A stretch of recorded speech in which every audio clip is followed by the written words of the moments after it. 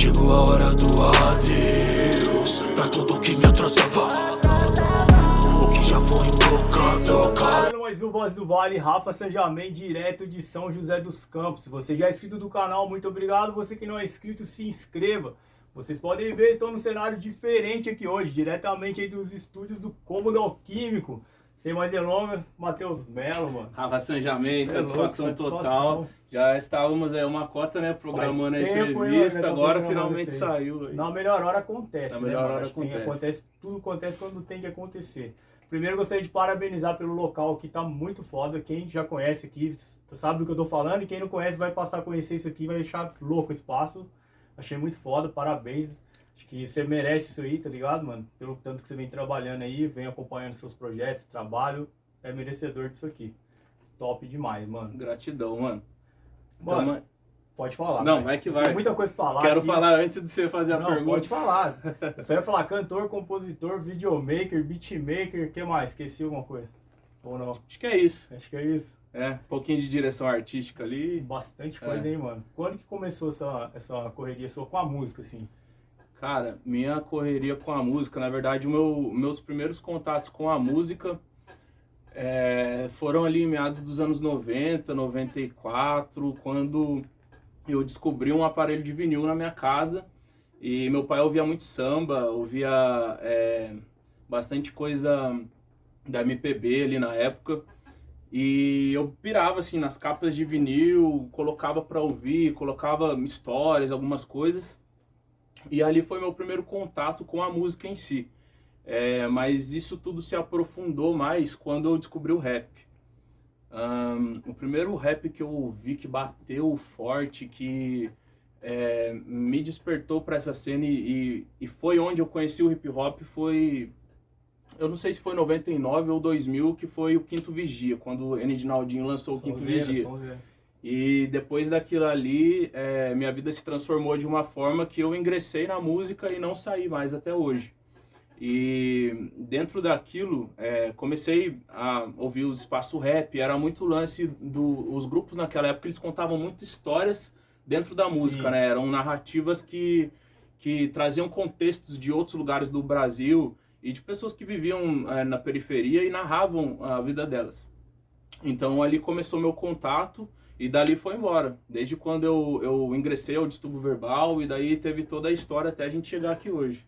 Da hora, mano. Nessa caminhada, você só participou do Distúrbio Verbal ou você teve outra formação de grupo também? Ou já chegou a cantar solo? Não, assim? O Distúrbio Verbal aconteceu na minha vida em 2003. Eu morava na Frederico Miassi, ali na Vila Bandeirantes, aqui em São José. E tinha um mano na esquina da minha casa que fazia um rap. Que é um mestrão aí da Zona Leste, um dos grandes influenciadores do hip hop até em São José, no Vale do Paraíba, que é o LDR. E na época, ele era um pouco mais velho do que a gente, e eu lembro até uma vez, o meu primeiro contato, assim, ver alguém fazendo rap perto de mim, porque até então eu só tinha o contato do rap nos CDs que eu comprava no camelô e ouvia no rádio de casa. Então foi um mano que chegou, lembro até um dia a gente estava numa fogueira, e aí ele chegou e começou a fazer um freestyle sobre as paradas que estavam rolando na fogueira. Então falando da camisa do Brasil, que o mano tava, do corotinho que o outro mano tava bebendo, não sei o quê, citando aquela vivência dentro de uma rima e fazendo na hora ali o improviso, né? E eu nunca tinha tido o contato direto com isso. E ali eu pirei, eu e mais uns mano que tava comigo ali naquela vivência, a gente pirou, né? Tipo, de um mano próximo a nós fazendo a parada.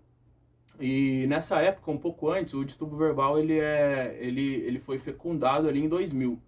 Então ele já tinha uma caminhada. Eles lançaram uma música chamada Zona Leste, que trazia todo o referencial do grafite, da pichação e da batalha de rap, que naquela época também já era muito forte. Então foi a primeira música que eu ouvi ali, e dali ele nos convidou. Eu, Gustavo Dredd, o Pedro Vinícius, na época era só nós três. Ele nos convidou para ir lá no home studio que ele tinha na casa dele, e aí a gente foi. E naquele dia eu ingressei ao Distúrbio. Então assim, eu nem fazia rap, era um ouvinte antigo já do rap, sempre gostei, mas nem mentalizava em fazer. Eu gostava de escrever, mas nem mentalizava em fazer. Então ali ele começou a nos iniciar dentro da cultura de MC. dentro da cultura MC. Então ali a gente começou a escrever algumas coisas e tal, ele dava liberdade da gente pegar o microfone, às vezes fazer um verso, fazer alguma coisa, e ali eu entrei no Distúrbio Verbal, 2003. Então até 2009 a gente ficou muito imerso ali no home studio dele, gravamos muitas coisas, fui aprendendo, fui evoluindo como MC, e depois a gente saiu de estrada, as coisas começaram a acontecer pro DV também nessa questão de estrada, de show. A gente lançou algumas coisas que teve uma certa relevância, assim, que nos abriram muitas portas. E foi isso, 2003. E solo nunca fiz nada. Só com os grupos mesmo. Só com Distúrbio Verbal. E hoje você vive da música, né, mano? Direto e indiretamente, fazendo trabalhos envolvidos da música. Sim. Você tinha essa visão lá atrás, mano? Quando você começou a mexer, você imaginou que, tipo, hoje você ia estar vivendo da música, assim? Cara, eu sempre amei muito o que eu fiz e eu sempre tive muito prazer em fazer as coisas dentro do rap. Aquela época era bem diferente. Hoje em dia a cena ela tem muito mais investimento, ela teve muito mais amplitude e o dinheiro acontece mais dentro da cena. Aquela época era difícil você fazer um show e receber um cachê que tinha alguma relevância para você considerar custo de vida e tal. E naquela época eu não produzia, né? Eu comecei a produzir batidas em 2013, 10 anos depois de que eu virei MC. Foi uma década apenas como MC. Então naquela época a gente também estava numa idade uma idade mais, uma idade molecada, mais descobrimento e tal. Então era diversão, né? Era diversão e amor também por fazer a parada ali. Depois que eu vendi meu primeiro beat, depois que eu comecei a produzir beat, vendi meu primeiro beat, comecei a produzir evento, e aí já estava um pouco mais maduro e compreendi que existia uma circulação de dinheiro dentro da cena, eu comecei a vislumbrar outras coisas. E aí foi quando eu comecei a me profissionalizar mais. Em 2012 comecei a produzir eventos, montei a produtora clínica no Ocus Pocus, que foi o primeiro lugar que abriu a porta para trazer o rap para dentro de uma casa de show assim, em São José, dentro ali da minha geração, numa cena contínua, dando um espaço legal. E ali foi quando eu montei a clínica. E, pô, tive o prazer de fazer vários eventos com vários monstros que eu admiro, inclusive o Edinaldinho, que eu mencionei no início aqui. Quando eu fiz o show dele, até falei pra ele, mano, comecei a ouvir rap por sua causa, tá ligado? Por causa do Quinto Vigia. Então o rap foi proporcionando muitas coisas e, pô, pelo fato da gente estar naturalmente se dedicando a uma coisa na nossa vida, colocando energia, colocando tempo, colocando amor, e tá o dia inteiro nisso, as coisas vão acontecendo, né? As coisas vão tendo consequências. E aí eu fui... É claro que as coisas também vão energizando. Você vê que faz uma coisa e ela é de uma forma bem sucedida. Você faz outra também é. Sim. Então isso só dá combustível pra gente continuar, né? Então, a partir disso eu comecei a vislumbrar mais o lance de... Pô, não vou precisar ter um trampo pra alimentar o rap. Acredito que é possível, dentro da cena, desenvolver as coisas, empreender, trazer outros manos para também empreenderem junto e a gente conseguir fazer uma cena saudável e colaborar também com pessoas que às vezes estão iniciando, que também querem fazer isso, né? Então, de um tempo para cá, sim, eu comecei a estruturar isso mais e levar isso mais a sério de uns 10 anos para cá, sim. 80% assim, dos caras que eu entrevistei no Voz citou, né? Como do Alquímico, citou o Matheus Melo, salve Matheus Melo, não sei o que e tal. Muita gente já passou por aqui, né? Por suas mãos. Muita gente já passou. E imagino que isso foi um aprendizado muito grande pra você também, né, mano? Muito. Foi uma troca de energia ali muito foda ali, né, mano? Eu sempre que fui lá no antigo estúdio do Cômodo, né? Sempre reunido com os caras muito bons aqui do Vale aqui, e era uma atmosfera muito boa, né? Então você sempre tratou as pessoas muito bem lá. Então acho que fazer com que se sentisse bem para voltar lá, que ali você tá lidando com o sonho, né, das pessoas. Com sonho, né? totalmente com sonho. Cara, cada artista que eu... Assim, voltando um pouco, o Cômodo Alquímico, ele foi um projeto que ele, a princípio, ele foi sonhado para gravar as coisas do Distúrbio e de alguns amigos próximos. Que faziam música, que queriam se profissionalizar e ter uma sequência de trabalhos maior, assim, ter lançamentos, ter uma estrutura legal.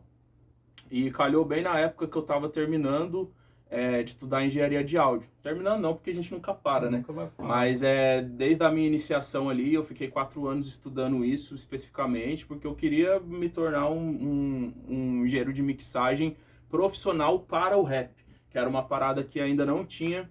Quer dizer, tem no Brasil e tal, mas eu pelo menos como MC, sempre tive dificuldade de encontrar um estúdio, um espaço e um engenheiro musical específico de rap.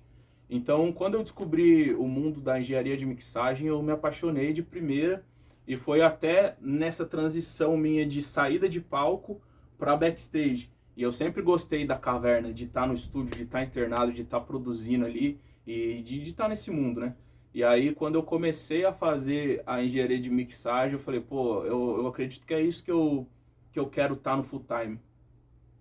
O poder de você pegar uma obra musical, manipular ela, definir como ela pode ser, como ela pode soar, é algo que quando eu descobri ali, foi algo incrível. E é uma alquimia. Sim. Até por isso o lance do cômodo alquímico. Um cômodo que a gente faz alquimia musical, juntando elementos e condensando a gente condensa a voz com os instrumentos, e isso dentro da mixagem, no fim a gente manipula um ouro, né, que sai no final, que é a alquimia da música.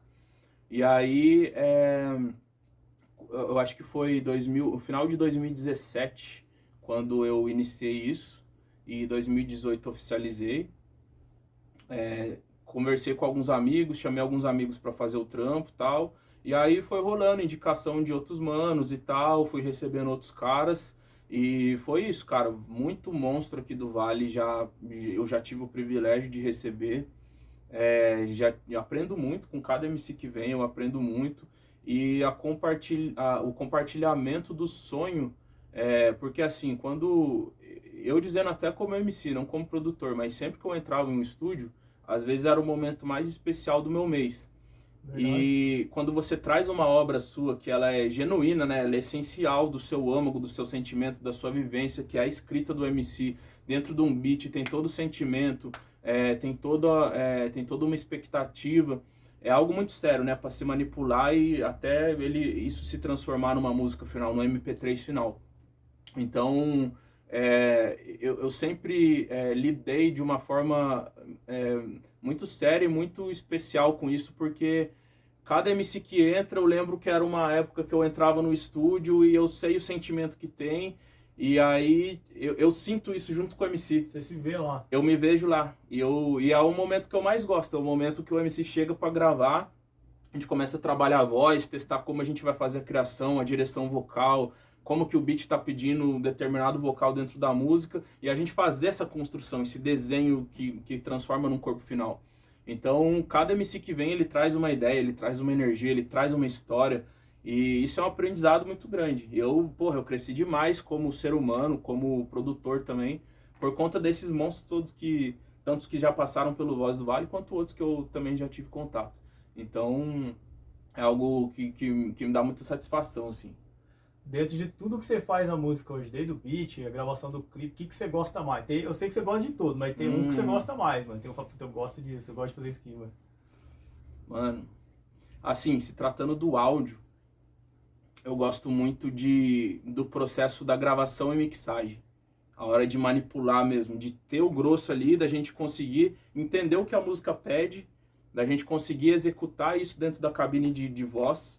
Porque muitas vezes eu vejo muito MC que eles são muito bons, são técnicos, tem um flow fudido, tem métrica fudida, e às vezes nem sabe muito bem desses termos, mas o cara já tá pronto nisso naturalmente. Sim. Só que a gente no rap, a gente foi educado não que a gente foi educado, mas é tradicional do rap, até quem grava há mais um tempo, assim, quem vem um pouco mais das antigas, de você chegar e colocar a voz no mic, colocar uma dobra de qualquer forma e jogar e mixar ali e já tá pronto. E esse trabalho de entender o tom do beat, entender qual tipo de voz é mais legal usar em tal beat, como fazer uma segunda voz mais coerente para condensar com a primeira e soar legal, isso para mim é muito mágico. Eu gosto muito de fazer isso, porque a gente vai desenhando e a gente vai colocando intenções vocais, personalidades vocais que elas vão transformar no combo que é a música final. Então essa magia eu gosto muito. E quando ela cai para dentro do software de edição, como manipular tudo isso de uma forma coerente, que fique nítido, que fique pancada, que fique de uma qualidade da hora. Então, eu amo muito isso. E se tratando do audiovisual, cara, é uma paixão de moleque também. Sou da época do VHS ali, né? Sempre assisti muito filme, sempre fui louco em audiovisual. Já tentei por várias vezes fazer faculdade, cinema e tal, não conseguia nem os caralho. E aí, o videoclipe, ele é o encontro da música com o vídeo. Com o cinema, na verdade, né? Ele é o encontro da música com o cinema, que, porra, são meus dois maiores amores, assim, que se encontram. E, putz, isso aí eu piro, mano. Na hora de estar gravando, na hora de estar escrevendo um roteiro, na hora de estar editando. Eu ia falar disso agora. É que são dois mundos que eu considero... são dois mundos que se encontram para se formar, mas eu considero paralelos. Então, assim, dentro do áudio em específico, eu gosto muito disso. E no videoclipe eu gosto de tudo, mano. Eu gosto de filmar, eu gosto de editar, eu gosto de dirigir. Eu sei, eu já participei, né, de alguns clipes que o Matheus produziu aqui. Eu sei da dedicação dele na hora de gravar ali. Não tem negócio de pressa, vamos fazer um take de novo, vamos fazer isso, fazer aquilo. E eu acompanhei essa evolução, assim, talvez, você percebeu, claro, mas às vezes não também, às vezes você nem percebe que você está evoluindo muito, assim, né? No dia a dia você vai fazendo e vai acontecendo. Quando eu mandei para você uma música, falei, então, tô querendo fazer um clipe dessa música, você já bolou o roteiro dela pra mim. Isso aí fica legal a gente fazer assim, tipo, eu não tinha essa visão. Então você não tá falando pra mim que vai gravar um clipe, você tá falando pra mim de um roteiro, pra depois a gente gravar um clipe. Que é uma coisa que eu já não tava acostumado. Então faltava muito isso. Igual você falou, você entrava no estúdio, colocava uma dobra e gravava um som e ia embora. Vamos gravar um clipe? Onde você quer gravar? Na rua? Então vai ser aqui mesmo. Não, o cara não te dava uma ideia e tal. E hoje está evoluindo muito isso. Eu vi essa evolução em você. Né? Por uma simples ideia, você já me levou lá pro cenário do clipe. Aí já me abriu a mente para gravar. Eu sempre gostei muito de escrever, desde molequinho. E tenho vários bagulhos escritos. Não só composição musical, mas história. Já escrevi esboço de filme, gosto muito de roteiro. Então sempre que eu ouço uma música, eu naturalmente já, depois de ver as paradas técnicas ali, a hora que a gente ouve a música de várias formas, né? Às vezes a gente ouve a música tecnicamente, às vezes a gente ouve a música como entretenimento pra gente entrar na história e entender. Então quando eu ouço nesse sentido, eu naturalmente já penso no clipe. E aí, o lance de ouvir a música duas vezes já é legal imaginar coisas e já colocar no papel e já conseguir desenvolver alguma coisa. Então eu gosto muito disso, de roteirizar as coisas. Não só a música, mas... quer dizer, não só o videoclipe, mas também a música, né? As composições, assim. E tem muitas composições que já são roteiros propriamente. Né? O cara já tá fazendo uma narrativa que você já ilustra tudo na sua cabeça. Da hora. Qual que foi o trampo mais embaçado que você já pegou, assim? Puta, esse trampo é embaçado, hein, mano? De música ou de videoclipe? Dos dois, vai. Mano, uma vez eu mixei uma música que eram 72 pistas de áudio pra mixar. Quem trampa com banda grande tá acostumado já. Mas como eu trabalho com música eletrônica, eu trabalho com rap a princípio, não é principalmente, assim. Geralmente umas 20, 25 pistas a gente mata, é o padrão, né? E essa música tinha umas 70 pistas, assim, não lembro exatamente quantos. E, mano, foi um trampo que demorou pra caralho pra processar. O computador, ele também chega uma hora, porque quem não entende muito de processamento de áudio, existem várias trilhas, várias tracks. Em cada track dessa a gente faz um tratamento específico que seja coerente com as outras tracks, para que no final transforme aquele MP3 que a gente ouve no nosso celular, no Spotify, no YouTube. Então, quanto mais plugins, quanto mais efeitos você vai colocando numa cadeia, mais pesado fica o processamento do computador. E aí era um lance de eu ter que trabalhar só os drums. Aí eu exportava os drums, depois eu reexportava eles tratados para eu não ter os plugins ali, e aí fazia isso com os vocais e tal. Então acho que isso aí foi o trampo mais complicado que eu fiz, assim. E de vídeo, cara, videoclipe necessariamente ou outro lance de vídeo? Deixa eu ver, o videoclipe mais treta que eu rodei, que teve mais canais, deixa eu ver. Não tem um que tipo, putz, esse aqui foi muito mais foda que os outros. Porque sempre é meio que um padrão, assim. E a maioria, acho que foi os clipes que a gente gravou fora, assim. Teve um clipe do JP que a gente gravou em Ubatuba, que teve uma logística mais cansativa, que a gente pegou até um pôr do sol lá, então 3 horas da manhã a gente já teve que se encontrar, já tá montando as coisas, e a gente gravou muita imagem, então na hora da seleção da edição ali foi bastante trabalhoso, assim, de fazer a decupagem, porque quando a gente faz as imagens, às vezes eu chego no cartão de memória com 80 takes. Aí eu preciso pegar cada um desses, analisar todos, ver os que vão, os que não vão, depois nomear um por um, e aí eu jogo pro software, que aí eu começo a cortar. Então vai umas horas nisso. E esse trampo aí, ele foi bem trabalhoso. Mas foi um trabalho que, no fim, a gente teve uma recompensa muito grande, e quando é assim é muito foda. Você teve uns trampos que você fez aí que estão rodando hoje aí, né? Tipo, tá no Spotify, tá sendo bem acessados aí, não tem? Tem, você até cara, comentou comigo esses dias aí. Tem... eu não sei exatamente quantos trabalhos ou quantos MCs a gente já trampou aqui. O que eu costumo falar sempre muitos caras, a maioria dos caras chega com trabalhos incríveis. Os caras são bons tecnicamente, bons de verdade e com potencial para estar longe, assim, ou para chegar longe. E muitas vezes eu vejo os MCs pecarem na questão do lançamento. Uma cadeia de produção, ela não se encerra quando o artista pega o clipe e coloca no YouTube, ou pega a música e coloca no Spotify. Ela encerra o ciclo de produção, mas ela começa o ciclo de divulgação, que ele nunca termina. Então, às vezes, quando a gente pega uma música, coloca nos streams, compartilha com a nossa bolha de contato e ali ela ali ela cessa, é natural que o trabalho não transcenda Brasil afora, estado afora, outras pessoas cheguem. E de um tempo pra cá, isso é tudo uma parada nova, assim. Você pegar o impulsionamento dentro das plataformas digitais, o impulsionamento dentro das redes sociais, quer dizer, ele é uma coisa de, sei lá, de 5 anos pra cá. Então é algo que ainda muito artista não se ligou. E muitos outros se ligaram.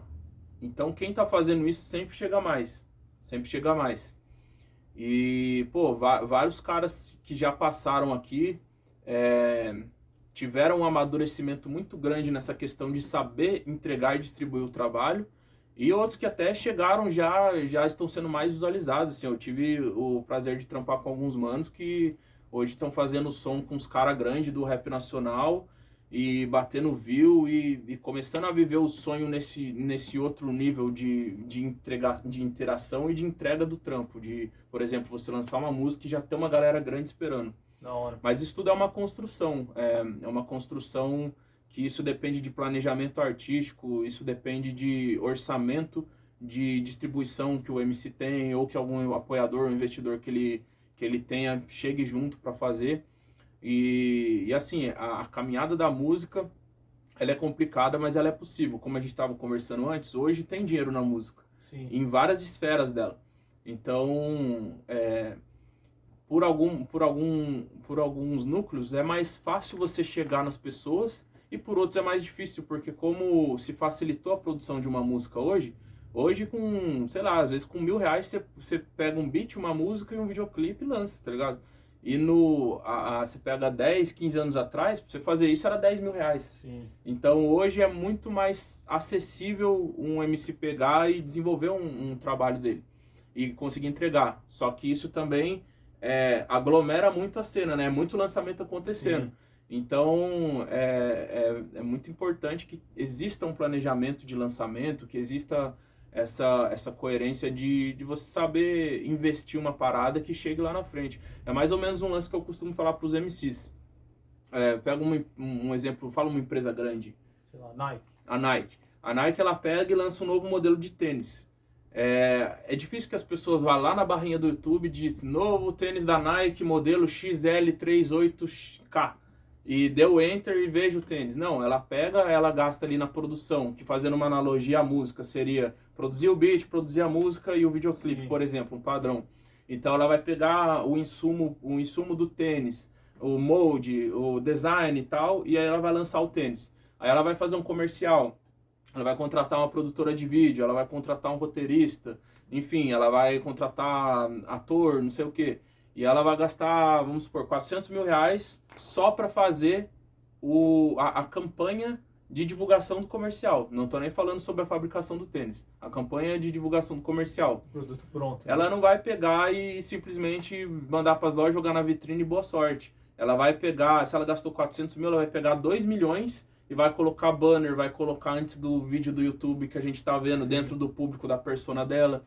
Ela vai colocar nos podcasts da vida, ela vai divulgar de várias formas e ela vai colocar esse investimento. Então com a música é a mesma coisa. Se a gente gasta 500 reais para fazer uma música, isso é dentro da realidade de cada MC. Se o MC ele tem a realidade de colocar 100 reais na música para divulgar, já é da hora. Mas se ele puder colocar 1.000, é a fita, porque ele vai chegar em muitas pessoas, o trampo tendo qualidade e batendo, as pessoas naturalmente vão começar a segui-lo, vão começar a consumir mais o trampo dele.